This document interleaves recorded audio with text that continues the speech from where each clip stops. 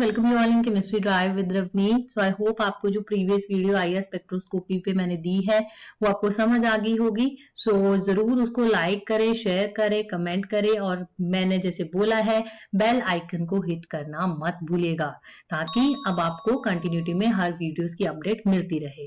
तो चलिए आज हम अपना कंटिन्यूटी में करते हैं आईआर स्पेक्ट्रोस्कोपी। अब स्पेक्ट्रोस्कोपी जो है टेक्निक बेसिकली हमारा जो मेन मोटिव होता है वो है कि हम इसमें क्या करते हैं कि जो मेरा मॉलिक्यूल है ना, तो जो भी मेरे को उसने कंपाउंड दिया है उसमें जो भी मॉलिक्यूल्स है तो बेसिकली जो आईआर स्पेक्ट्रोस्कोपी है मेरे को उसके स्ट्रक्चर आइडेंटिफिकेशन में हेल्प करती है। वहां पे जो है फंक्शनल ग्रुप एनालिसिस में हेल्प करती है। सो फंक्शनल ग्रुप जो है कैसे पता चलेगा? अभी इसमें OH फंक्शनल ग्रुप है, इसमें अमाइनो फंक्शनल ग्रुप है, इसमें ट्रिपल बॉन्ड प्रेजेंट है, इस जो भी मेरे को कंपाउंड दिया इसमें डबल बॉन्ड है। वो पता चलेगा आपको एब्जॉर्प्शन बैंड से। कुछ कैरेक्टरिस्टिक्स बैंड होते हैं। कैरेक्टरिस्टिक्स का मतलब ये हो गया कि इनका अपनी एक जैसे हर एक बंदे का अपना कैरेक्टर होता है ना, कि इसका ऐसा ही स्वभाव है। ठीक है, तो इसी तरह हमारे OH का अपना स्वभाव है, हमारा अमाइनो ग्रुप का अपना उसका कैरेक्टर है, C ट्रिपल बॉन्ड C का अपना कैरेक्टर है। और वो चीजें जैसे एक बंदे का जो भी स्वभाव होता है आपको कैसे पता चलता है? जब वो गुस्सा करता है, जब वो किसी की केयर करता है तो आप कहते हैं इससे इसका कैरेक्टर पता चलता है। तो हमें फंक्शनल ग्रुप का कैरेक्टर जो एक है, एक एब्जॉर्प्शन बैंड्स का कैरेक्टर कैसे पता चलता है? उनकी इंटेंसिटी से, उनकी पोजीशन से। So we can determine this characteristics bands in terms of intensity and position. इसमें हम आप इसको डिफाइन कर सकते हो। अब इंटेंसिटी का मैंने आपको बताया था कि कितना बैंड जो है क्लियर है आपके पास, किसकी पीक हाई है, किसकी लो है, उसी के हिसाब से आप उसको बोलते हो कि ये ज्यादा इंटेंस है, ये लेस इंटेंस है। Then position is solely you can determine its wave number, its frequency. हम न्यूमेरिकल्स जब कराऊंगी तब मैं आपको एक पूरा एक चार्ट दूंगी जिसमें वैल्यूज होंगी। फिलहाल के लिए आपने इतना याद रखना है कि हर फंक्शनल ग्रुप की अपनी एक पोजीशन है, हर बंदे की। अब एक बंदे दो बंदे खड़े कर दो, ठीक है, एक बंदा ये खड़ा कर दो, एक ये खड़ा करो, इसकी अपनी पोजीशन है, इसकी अपनी पोजीशन है ना। तो इसी तरह जो OH ग्रुप है उसकी अपनी पोजीशन है। हमारा जो पूरा एब्जॉर्प्शन एक हमारे पास स्केल है, एब्जॉर्प्शन बैंड का स्केल है, उस पे OH की अपनी पोजीशन है, C triple bond C double bond C, इन सब की NH, ये जितने भी फंक्शनल ग्रुप्स हैं हमारे पास उन सबकी अपनी एक पोजीशन है, एक फ्रीक्वेंसी है जहां पे वो अपना एक बैंड शो करते हैं। ठीक है, तो जैसे हमारे पास सपोज कर लो मैंने जैसे आपको बेंडिंग वगैरह वाइब्रेशंस भी कराई हैं तो आपने उसमें देखा था कि अगर CH बॉन्ड में स्ट्रेचिंग होती है या CH बॉन्ड में बेंडिंग होती है तो उसकी पीक की अपनी एक वैल्यू है, जो एक बैंड आता है उसकी अपनी वैल्यू होती है। तो इसी तरह हमारे पास जैसे OH बॉन्ड है तो उसकी अपनी वैल्यू है कि उसको इस रेंज में 3200 की रेंज में या 3600 की रेंज में उसको, I am just giving example, कि उसको अपना बैंड जो है वो शो करता है। तो आपको वहां से पता चल जाता है कि मेरे पास OH जो है बॉन्ड प्रेजेंट है। इसी तरह अमाइनो मोइटीज जो है 3300 के अराउंड अगर पीक दे तो हमको पता चल जाता है कि इसमें कोई अमीन कैरेक्टरिस्टिक है। आपका जो फंक्शनल ग्रुप है वो अमीन्स हो सकते हैं। सो अब आपको पता करना है कि ये वाली चीजें किस पे डिपेंड करती हैं, इंटेंसिटी एंड पोजीशन। सो जो आप एक फ्लो चार्ट बना लीजिए कि हमारे पास जो पोजीशन है, द पोजीशन, सबसे पहले हम पोजीशन ही डिस्कस करेंगे of absorption band. It depends upon the 3 factors. 3 चीजों पे पोजीशन डिपेंड करती है और वो कौन सी चीजें हैं? स्ट्रेंथ ऑफ बॉन्ड, चाहे फिर वो OH बॉन्ड है, चाहे वो CH है बॉन्ड या CD बॉन्ड है, ठीक है, कोई भी C आपके पास NH बॉन्ड है। सो स्ट्रेंथ ऑफ बॉन्ड और you can say force constant of bond, ठीक है। और दूसरा फैक्टर आप लिख लीजिए masses of atoms forming the bond,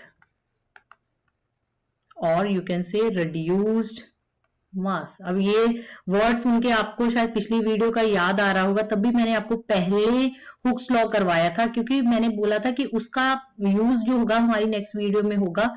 तो यहाँ पे हम हुक्स लॉ ही यूज करने वाले हैं, तब हमारा ये दोनों ही फैक्टर्स डिफाइन हो जाएंगे वहां से।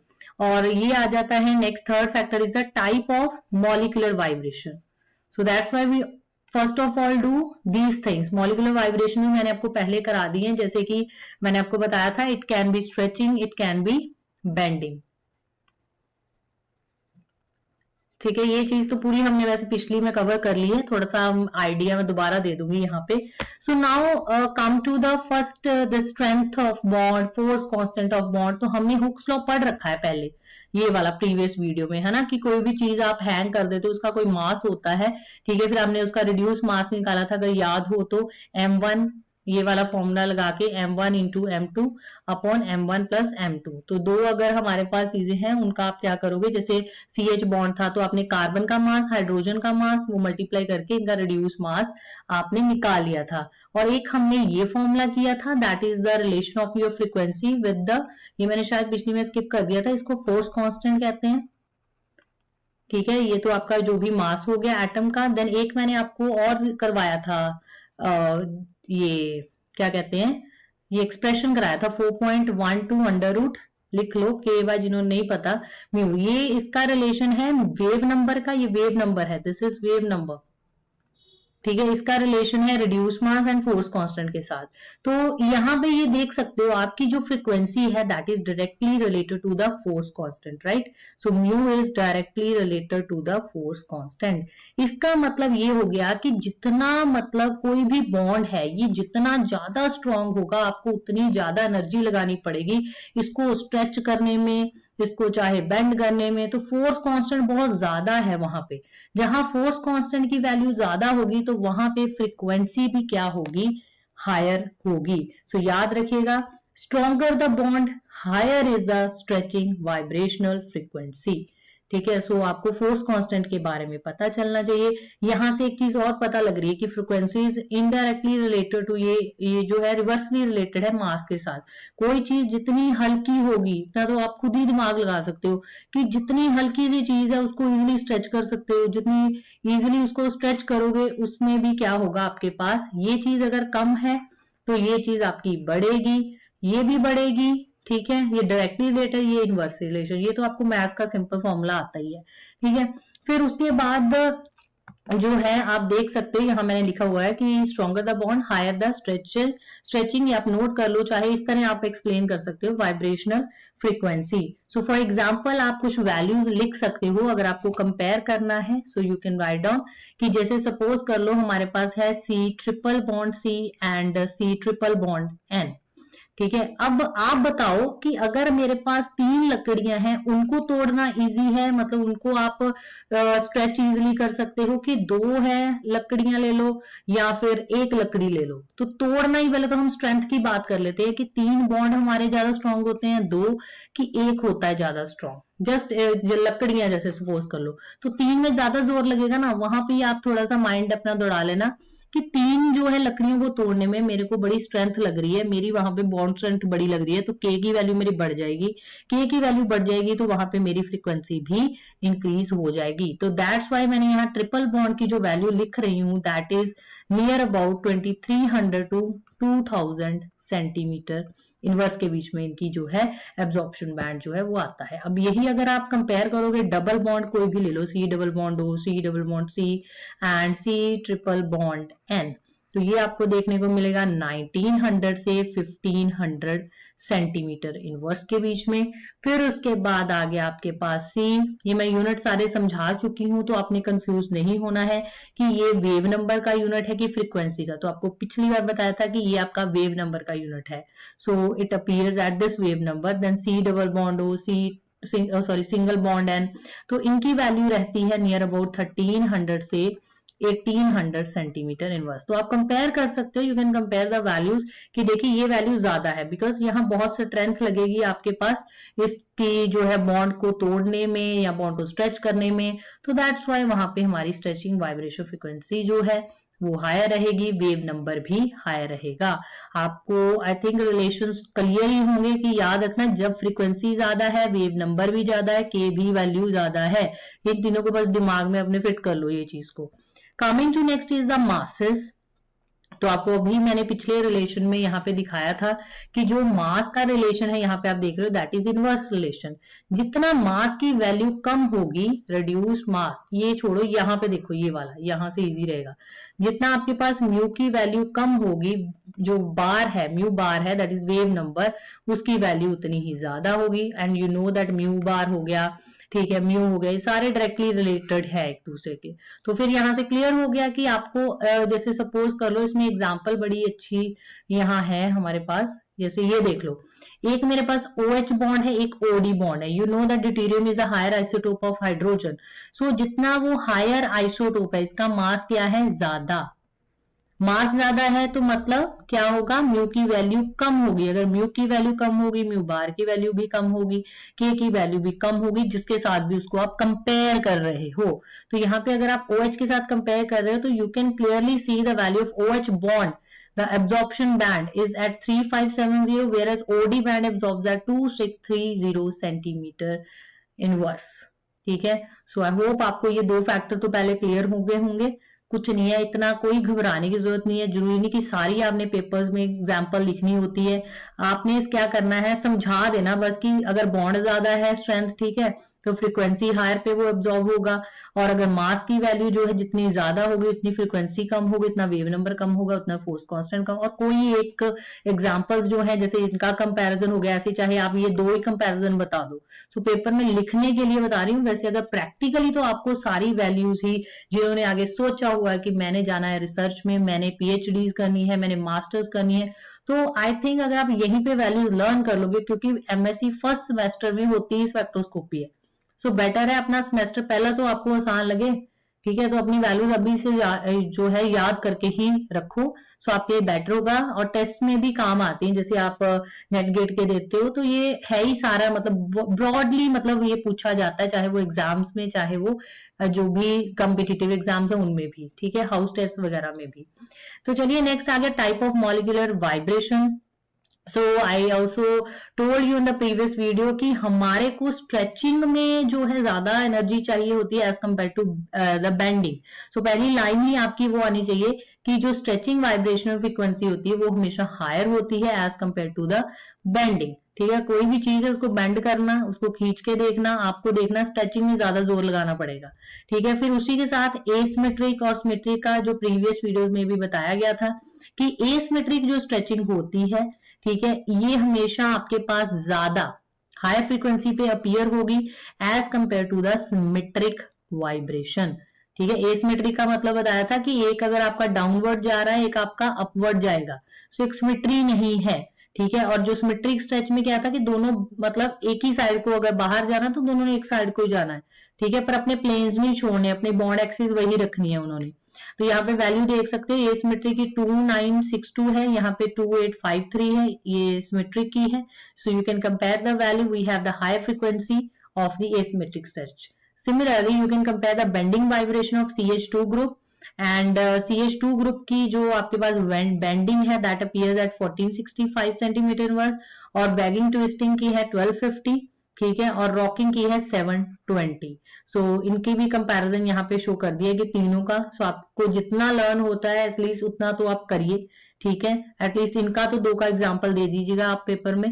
सो ये वैल्यूज आप नोट कर लेना यहाँ से। अगर आप इसको भी यहाँ से कंपेयर करो ना, ये देखो ये वाली वैल्यूज को, सारी तीनों के तीनों वैल्यूज को कंपेयर कर लो जरा ऊपर स्ट्रेचिंग के साथ, देखो वैल्यू कम ही है। तो स्ट्रेचिंग की वैल्यू हमेशा कम होगी बेंडिंग के कंपैरिजन, पर आपस में अगर कंपेयर करना चाहोगे फिर एसिमेट्रिक की ज्यादा रहेगी सिमेट्रिक के कंपैरिजन।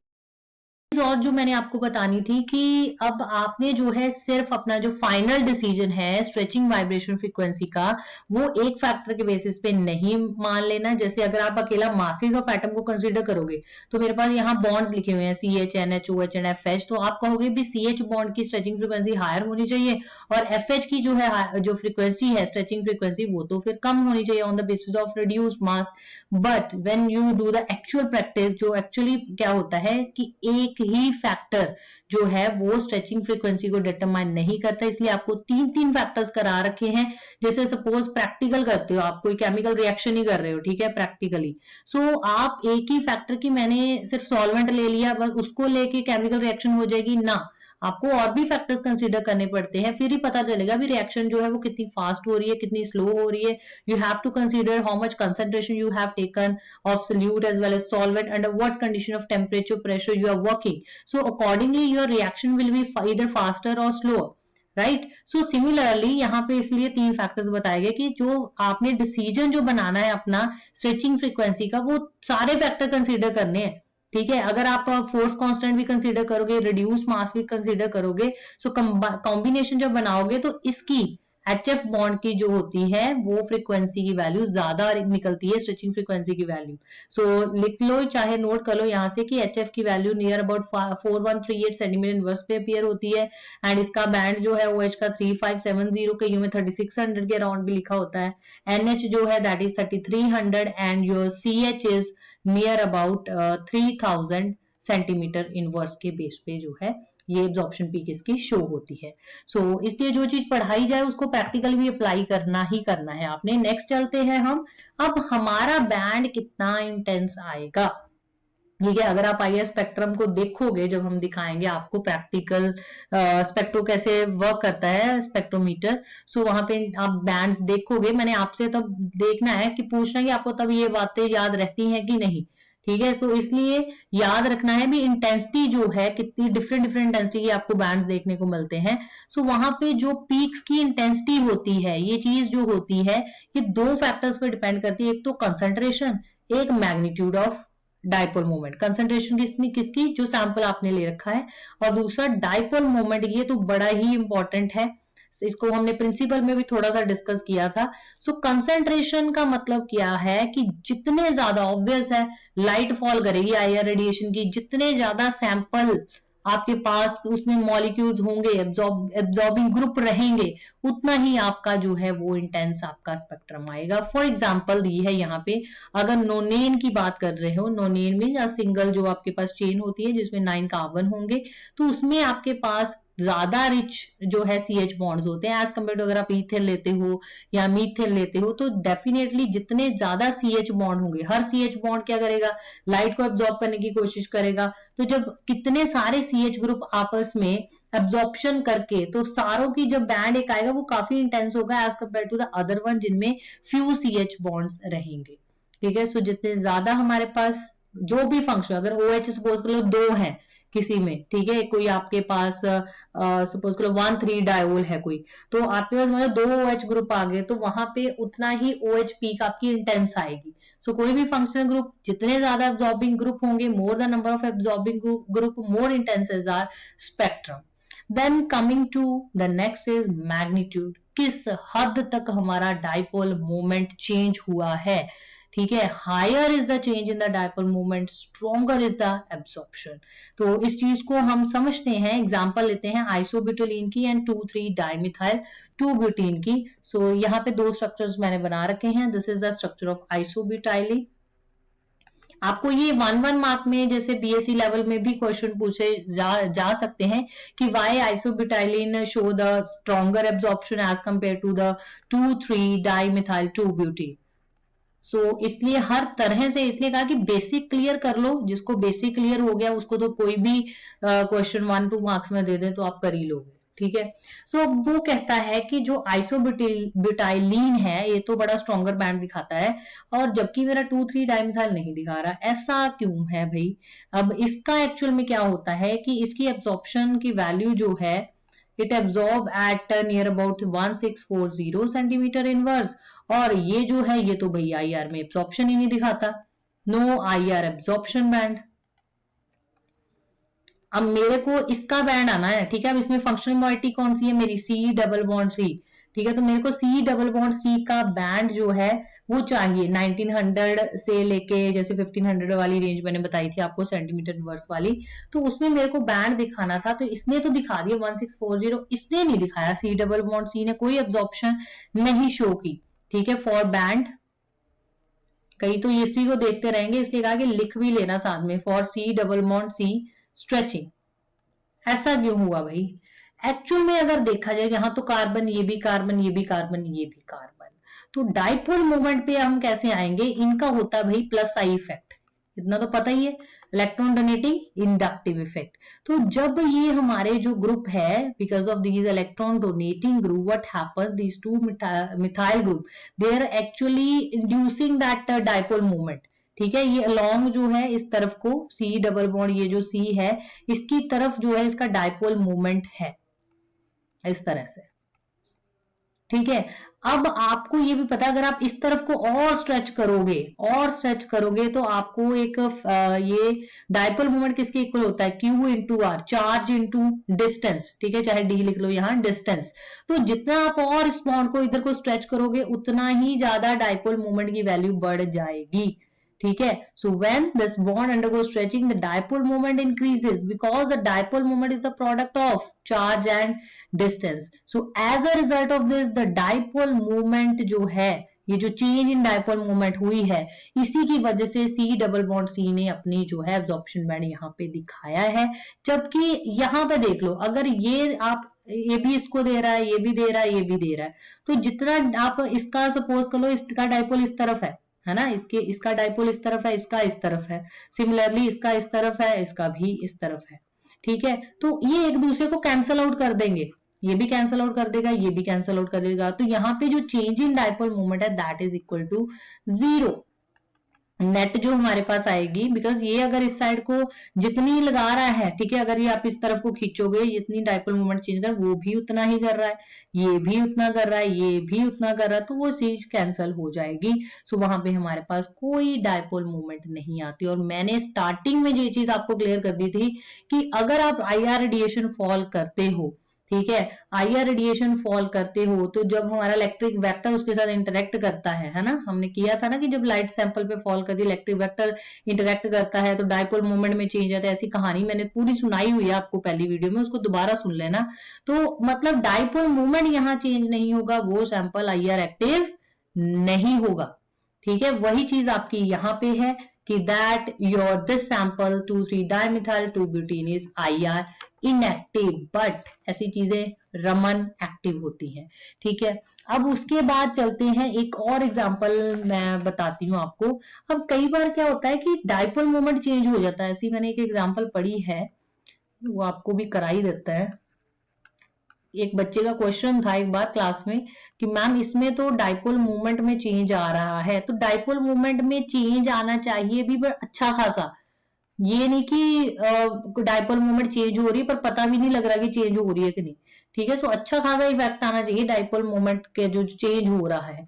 तो जैसे ये एग्जांपल है, you can write down the name of the molecule three four dimethyl three heptene. ये Z तो आपको पता ही होगा, वही हम जब 1-2 इस तरह लगा के निकालते होते हैं। ठीक है, हायर वाले अगर एक साइड पे हैं तो हम Z लिख देते हैं। ठीक है, जिनका मास निकाल लेते हैं तो वहां से Z ये वैल्यू आई है, Z ये नोटेशन हम जब देते हैं।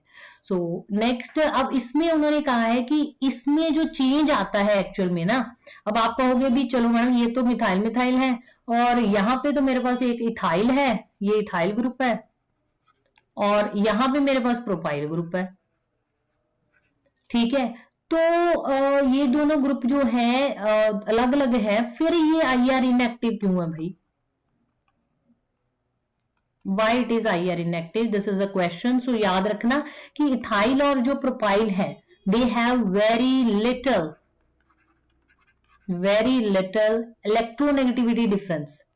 ठीक है, जहां तो फिर बंदा भी एक पतला सा हो, एक तकड़ा वाला हो, फिर तो बात भी बने। अब दोनों की इलेक्ट्रोनेगेटिविटी में डिफरेंस जो है बहुत कम है। ठीक है, डिफरेंस।